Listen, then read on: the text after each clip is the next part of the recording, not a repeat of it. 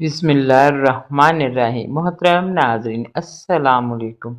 محترم ناظرین، کیا آپ نے کبھی سوچا کہ ایک پردہ دار لڑکی جو ہر وقت برقعے میں ملبوس رہتی تھی، اس پر قبر کا خوفناک عذاب کیوں نازل ہوا؟ وہ لڑکی جو گاؤں کی عزت کی علامت تھی، آخر کیوں اللہ کے دردناک غضب کا شکار ہوئی؟ محترم ناظرین، یہ کہانی اتنی عبرتناک ہے کہ آپ کے رونگٹے کھڑے ہو جائیں گے۔ ایک ایسی لڑکی کی داستان جو باہر سے نیک نظر آتی تھی، مگر اس کے راز نے پورے گاؤں کو ہلا کر رکھ دیا۔ اس سبق آموز واقعہ کو آخر تک ضرور دیکھیے، کیونکہ شاید آپ بھی وہی غلطی کر رہے ہیں جو اس لڑکی نے کی۔ خاص طور پر پردہ کرنے والی لڑکیاں، یہ کہانی ضرور سنیے، کیونکہ یہ آپ کی زندگی بدل سکتی ہے۔ محترم ناظرین، پاکستان کے ایک چھوٹے سے گاؤں خیرپور میں ناصر نامی ایک کسان رہتا تھا۔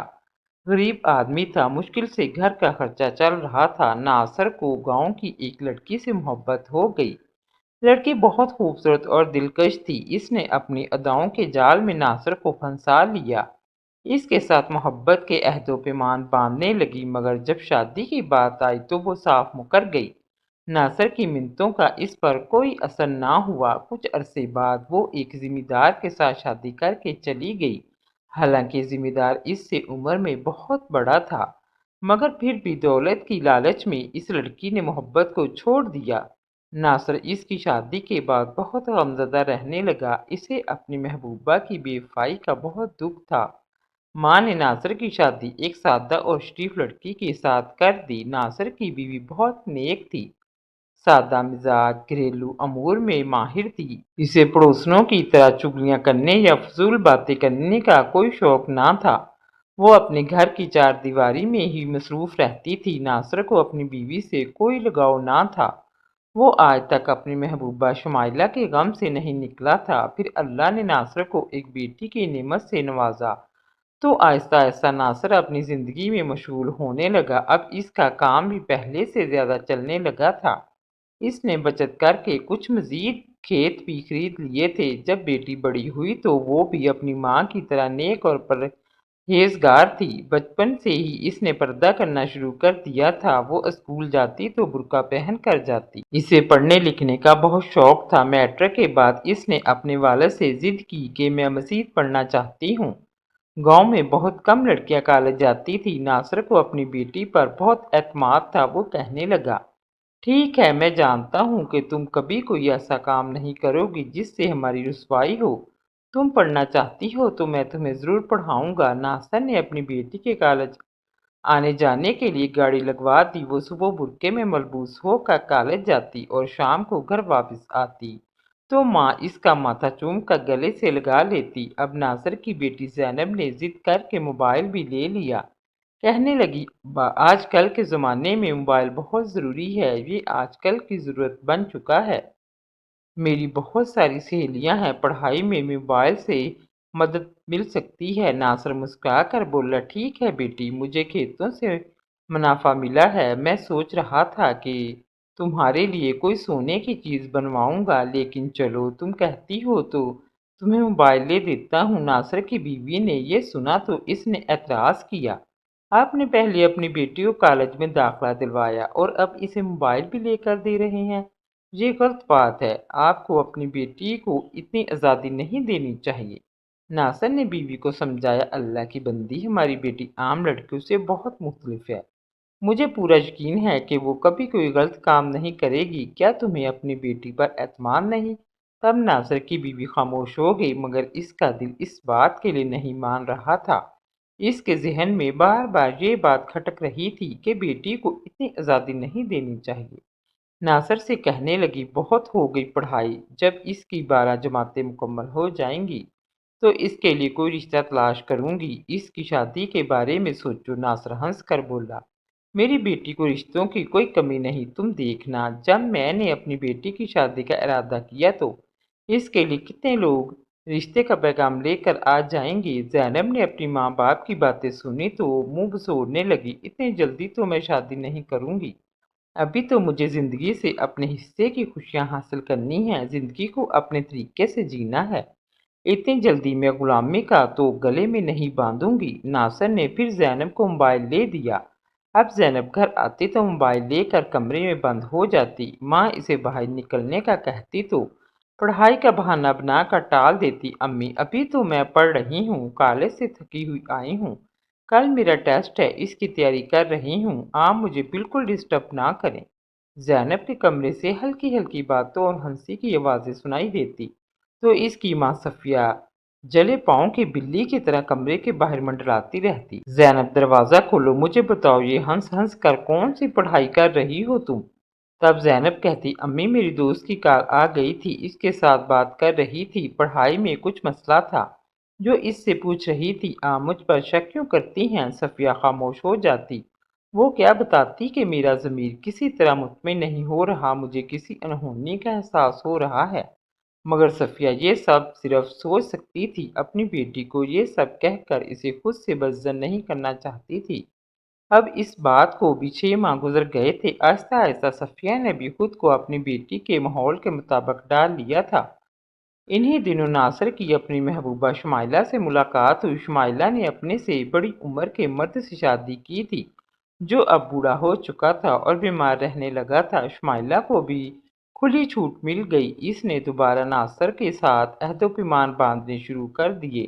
ناصر تو گویا ہواؤں میں اڑنے لگا، وہ اپنی پسند کی عورت کے ساتھ گناہ کی دلدل میں اترتے ہوئے یہ بات بالکل بھول گیا تھا کہ وہ کس گناہ کبیرہ کا مرتکب ہو رہا ہے۔ اس کے گھر میں بھی ایک جوان بیٹی ہے۔ کہتے ہیں جب مرد کوئی گناہ کرتا ہے تو وہ اس گناہ کو اپنے گھر کا راستہ بھی دکھا دیتا ہے۔ ناصر نے گناہ کبیرہ کو اپنے گھر کا راستہ دکھا دیا تھا۔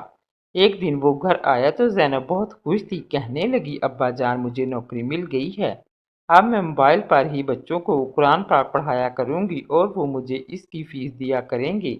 یہ سن کر ناصر بہت خوش ہے۔ اچھا یہ تو بہت اچھی بات ہے، زینب نے کہا۔ ابا اس سے بھی اچھی بات یہ ہے کہ وہ سارے بچے باہر کے ہیں اور وہ مجھے فیس ہزاروں میں نہیں بلکہ لاکھوں میں دیں گے۔ یہ سن کر صفیہ چونک گئی۔ اب وہ پہلے سے زیادہ زینب پر نظر رکھنے لگی۔ اب بھی اسے زینب کے کمرے سے باتوں کی آوازیں سنائی دیتی، مگر وہ کیا کہہ رہی ہے یہ صفیہ سمجھنے سے قاصر تھی۔ دروازے پر دستک دیتی تو زینب بری طرح چلانے لگتی۔ امی آپ کو میں نے بتایا تھا کہ میں بچوں کو پڑھا رہی ہوں، آپ پھر بھی مجھے تنگ کرتی ہیں، بچے ڈسٹرب ہوتے ہیں، آپ کو نہیں پتا کہ آپ مجھ پر اتنا شک کیوں کرتی ہیں؟ ابا جان نے تو مجھ پر کبھی شک نہیں کیا، ایک آپ ہیں جنہیں مجھ پر بالکل اعتماد نہیں۔ اب صفیہ نے اسے اس کے حال پر چھوڑ دیا تھا، مگر اس کا ضمیر اب بھی مطمئن نہیں ہو رہا تھا۔ کچھ دنوں بعد جب زینب نے اپنے باپ کے سامنے 2 لاکھ کی رقم رکھی تو ناصر کو تو غش آنے لگے۔ ارے اتنا پیسہ تمہارے پاس کہاں سے آیا؟ زینب ہنستے ہوئے بولی۔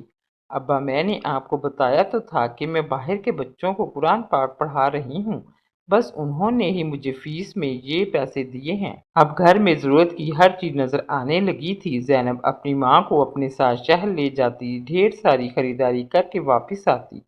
وہ اب بھی ویسی ہی تھی، سر سے پاؤں تک برقعے میں ملبوس۔ جب وہ نظریں جھکا کر چلتی اور کسی مرد کی طرف نگاہ اٹھا کر بھی نہ دیکھتی تو صفیہ بھی مطمئن ہونے لگی۔ میں بے وجہ اپنی بیٹی پر شک کرتی رہی، میری بیٹی تو بہت شریف ہے، بالکل میری طرح۔ اب صفیہ نے زینب پر شک کرنا چھوڑ دیا تھا۔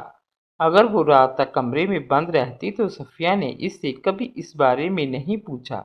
زینب بھی اب اسی وجہ سے مطمئن اور لاپرواہ سی نظر آنے لگی تھی۔ ایک دن صفیہ کی آدھی رات کو آنکھ کھلی تو اسے پیاس محسوس ہو رہی تھی۔ وہ پانی لینے کچن میں آئی تو اسے زینب کے کمرے سے ہنسنے کی آوازیں سنائی دی۔ صفیہ تو حیران رہ گئی، ارے آدھی رات کا وقت ہے، اب تک زینب جاگ رہی ہے۔ جب صفیہ زینب کے کمرے میں آئی تو دروازہ اندر سے بند تھا، مگر زینب کی ہنسی کی آوازیں صاف سنائی دے رہی تھی۔ صفیہ کے دل میں شک ہونے لگا، اب وہ کھڑکی طرف آ گئی۔ زینب ہر وقت کھڑکی اور دروازہ بند کر کے رکھتی تھی، مگر آج نہ جانے کیسے وہ کھڑکی بند کرنا بھول گئی تھی۔ جب صفیہ نے کھڑکی سے جھانک کر کمرے میں دیکھا تو اس کے پاؤں تلے زمین کھسک گئی۔ وہ غصے سے بری طرح کانپنے لگی اور زور زور سے دروازہ پیٹنے لگی۔ تھوڑی دیر بعد جب زینب نے دروازہ کھولا تو صفیہ نے اس کے چہرے پر تھپڑ مارنا شروع کر دیے۔ کیا ہو گیا امی، آپ پاگل ہو گئی ہیں کیا؟ آدھی رات کو میرے کمرے میں آ کر یہ کیا کر رہی ہیں؟ صفیہ نے کہا، تم نے جو گل کھلایا ہے وہ میں دیکھ چکی ہوں۔ اب زینب بری طرح ڈر گئی اور ماں کے پاؤں پر گر گئی۔ امی، مجھ سے غلطی ہو گئی، آج کے بعد میں ایسا کبھی نہیں کروں گی۔ آپ خدا کے لیے یہ بات ابا یا کسی کو نہ بتائیں۔ صفیہ نے اس وعدے پر اسے چھوڑ دیا کہ وہ دوبارہ ایسا گناہ نہیں کرے گی، مگر بار بار صفیہ نے اسے وہی غلط کام کرتے دیکھا اور بار بار اسے ٹوکا۔ وہ چاہ کر بھی اپنے شوہر کو یہ بات نہ بتا سکی۔ ایک دو بار گاؤں کے کسی آدمی نے ناصر کو شمائلہ کے ساتھ دیکھ لیا۔ اس نے ناصر کو دھمکی دی کہ وہ ذمہ دار کو یہ بات بتا دے گا۔ تب ناصر نے معافی مانگی اور کہا کہ یہ بات کسی کو نہ بتائے، ورنہ ذمہ دار مجھے مار ڈالے گا۔ اب ناصر پہلے سے زیادہ چوکنا ہو کر اس گناہ کے کھیل میں مشغول ہو گیا۔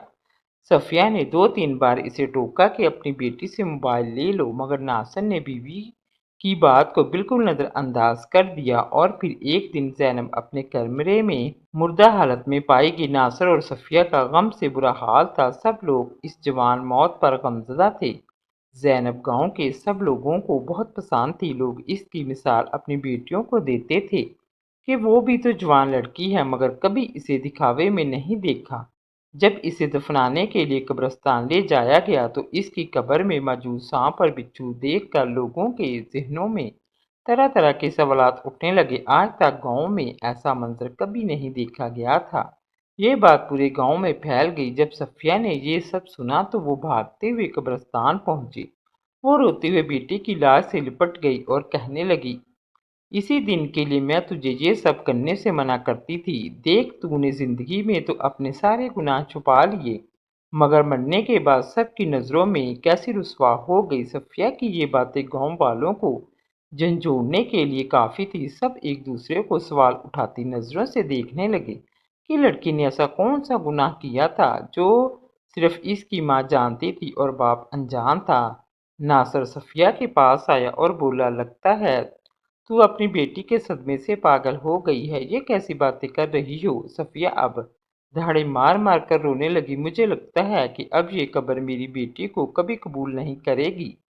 ناصر اپنی بیوی کو غصے سے گھور کر دیکھنے لگا۔ تمہیں ایسی بات نہیں کرنی چاہیے۔ امام صاحب نے بھی گورگن کو کہا کہ جلدی سے قبر کھود دو۔ گورگن نے گاؤں کے لڑکوں کے ساتھ مل کر جلدی جلدی قبر کھودنی شروع کر دی۔ یہ قبر پہلی قبر سے زیادہ چوڑی اور بڑی تھی۔ اس میں نہ تو سانپ تھا، نہ بچھو، نہ کوئی کیڑا مکوڑا، مگر جیسے ہی لوگ قبر کے پاس آئے اور زینب کو دفنانے لگے تو قبر کی مٹی آپس میں برابر ہو گئی اور زمین بالکل پہلے جیسی ہموار ہو گئی۔ یہ منظر دیکھ کر سب کے منہ حیرت سے کھلے کے کھلے رہ گئے۔ امام صاحب کہنے لگے، آج تک میں نے اپنی پوری زندگی میں ایسا منظر نہیں دیکھا۔ گناہ گار انسان کے ساتھ بھی ایسا کبھی نہیں ہوا۔ یہ بچی جسے سب لوگ اتنا پسند کرتے ہیں، اس کے ساتھ یہ کیوں ہو رہا ہے؟ تب صفیہ روتے ہوئے بولی، اس کے کچھ گناہ ایسے ہیں جن سے کوئی بھی انسان واقف نہیں۔ میں جانتی ہوں کہ میری بیٹی کن گناہوں میں مشغول رہی ہے۔ امام صاحب نے نرمی سے کہا، مگر زمین آپ کی بیٹی کو قبول کرنے سے انکار کر رہی ہے۔ اگر آپ مجھے بتائیں کہ آپ کی بیٹی سے ایسا کون سا گناہ ہوا ہے؟ صفیہ نے اپنے آنسو پونچھے اور کانپتی آواز میں بتانا شروع کیا، میں نے اپنی بیٹی کی تربیت میں کبھی کوئی کمی نہیں کی۔ میں خود بھی پردہ کرتی تھی، کبھی کسی نامحرم سے بات نہیں کی۔ میری بیٹی بھی ایسی ہی تھی، مگر جب میرے شوہر نے اسے موبائل لے کر دیا تو میرا دل کہہ رہا تھا کہ اب کوئی انہونی ہونے والی ہے۔ جب اس کے پاس بہت سارے پیسے آنے لگے، نئے کپڑے، میک اپ، زیورات، تو میں ٹھٹک گئی۔ سوچنے لگی کہ یہ سب کہاں سے آ رہا ہے۔ اس سے پوچھتی تو وہ ٹال دیتی۔ ایک دن کہنے لگی کہ میں نوکری کر رہی ہوں، بچوں کو پڑھا رہی ہوں۔ میں بھی یہ سوچ کر مطمئن ہو گئی کہ وہ قرآن پاک پڑھانے میں مشغول ہے تو وہ کسی غلط کام کی طرف مائل نہیں ہوگی۔ مگر ایک رات جب میں نے اس کے کمرے میں جھانک کر دیکھا تو میرے پاؤں کے نیچے سے زمین نکل گئی۔ میری بیٹی نے موبائل اپنے سامنے رکھا ہوا تھا۔ وہ بے لباس تھی اور کسی نامحرم مرد کے ساتھ نازیبا باتیں کر رہی تھی۔ میں نے جب اسے پکڑ لیا تو اسے بہت مارا۔ وہ روتے ہوئے کہنے لگی کہ میں بہک گئی تھی، آج کے بعد گناہ نہیں کروں گی، مگر میں نے بہت بار اسے اسی گناہ میں مبتلا دیکھا۔ وہ محلے میں تو نقاب پہن کر جاتی تاکہ کوئی اس کی شکل نہ دیکھ سکے، مگر موبائل پر وہ خود کو نامحرم مردوں کے سامنے پیش کرتی اور اس کام کے پیسے لیتی۔ اب ناصر زور زور سے رونے لگا تھا۔ گاؤں کے لوگوں کی آنکھوں میں بھی آنسو آ گئے۔ امام صاحب نے کہا، یہ تو بہت غلط ہوا، آپ کی بیٹی بہت بڑے گناہ میں شامل رہی۔ انہوں نے صفیہ اور ناصر سے کہا، آپ ماں تھی، آپ کو اپنی بیٹی پر نظر رکھنی چاہیے تھی۔ جب آپ نے اسے یہ گناہ کرتے دیکھ لیا تو آپ کو اس سے موبائل لے لینا چاہیے تھا اور اس کی جلدی شادی کر دینی چاہیے تھی۔